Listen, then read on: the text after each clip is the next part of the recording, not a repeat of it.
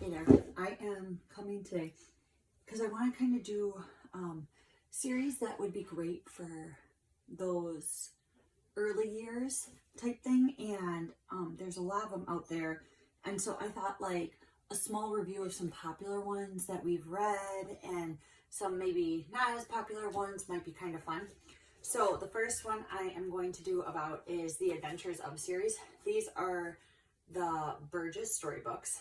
The 1 through 20, they're the adventures of Buster Bear, Chatterer the Red Squirrel, Danny Meadow Mouse, Grandfather Frog, Jerry Muskrat, Johnny Chuck, Mr. Mocker, Old Man Coyote, Old Mr. Toad, Patty the Beaver, Peter Cottontail, Poor Mrs. Quack, Prickly Porky, Reddy Fox, Sammy Jay, Uncle Billy Possum, Bobby Coon, Jimmy Skunk, Bob White, and Old Mr. Buzzard. Anyways, these books are available in the public domain. So most of them are on LibriVox if you want to listen to them. Also, Dover has redone a publishing, but if you find these online, like on eBay or something, some of these older books, you can see the print on these is like perfect for those beginning readers. It also has fun pictures in it. Just like the older books. And so I really do recommend these over the Dover. But if you're like, I'm just looking for a way to save some money, man, then don't buy these. Buy the ones from Dover.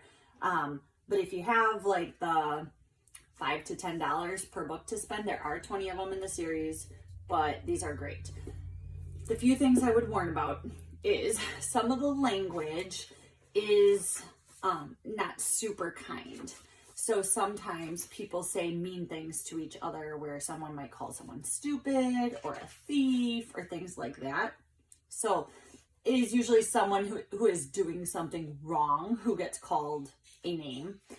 But it does give you peeks into nature and different things. Like today, one of the ones that we were reading was Danny Meadow Mouse, and it talks about how Peter Rabbit is chewing on the bark of a tree, and he chewed all the way around, which will surely kill this baby tree, but he loves the baby bark. And it just is describing real life, right? Like rabbits really do chew on trees, and they really will kill a tree because the sap can't flow then, and it talks about the sap and things like that.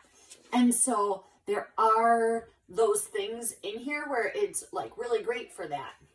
Also, there is different relations between like Farmer Brown's boy and these animals, right? Because he's out to shoot them and kill them because they are destroying the farm, right? So it's like this tension of farm life versus the wildlife, and how do you balance those two things? And so that is some of the things that you'll find in here. Farmer Brown's boy does shoot like Reddy Fox. Peter Rabbit gets caught in a snare and things of that case. So I would just be aware of those if you are checking these books out. But otherwise, you do see friendship, like in the Danny Meadow Mouse. Peter and Danny are working together to survive the winter, right? And so you've got things of that nature in there that is fun and loving and great. So I really do recommend these books. My kids might be slightly sensitive, but not terribly sensitive, and they'll feel bad for the creatures, but then we're able to talk about it, right? Like, well, you know, Hootie the Owl, who catches Danny Meadow Mouse, he has to eat. So is it actually that he's being mean, or is he just doing something to survive? Sorry. And so if that's the case, then Hootie the Owl is not necessarily a bad person, right? He just wants to eat. Or, you know, and so there's scenarios that you can talk about. Now, that was intentionally mean what this character is doing, right? So like that is a heart issue in that character versus this isn't necessarily like a heart issue. He just needs to eat. So anyways, things are pretty straightforward, but I would say this series is amazing. Also, they are like 20 plus chapters in these books. And like I said, big words. So it's like 4 or 5 pages per chapter, which is the perfect bedtime, which is why these are the bedtime story series or whatever. There's also the Green Forest, the Green Meadow, and the Green Pasture, maybe. So there's 3 other series outside of this that are also adventures of whatever person, but it just takes place in their specific areas. And they're written very similar style. Then there's also old Mother West Wind, and there's a bunch in that series. We haven't really loved the old Mother West Wind as much as we've loved these. I don't know why. We just haven't. So I would personally recommend these. And another great thing about these is a lot of the early years will use like the Burgess Bird Book, the Burgess Seashore, and the Burgess Animal Book. And you get to meet some of the friends that are in those books, in these books. And so you kind of already know them going into those books, which has helped my children be more invested in those really information-heavy books. And so that's been a great thing too. So, like I said, really recommend these. We've loved them. And so sometimes I'll say, now that's a word that I would not use.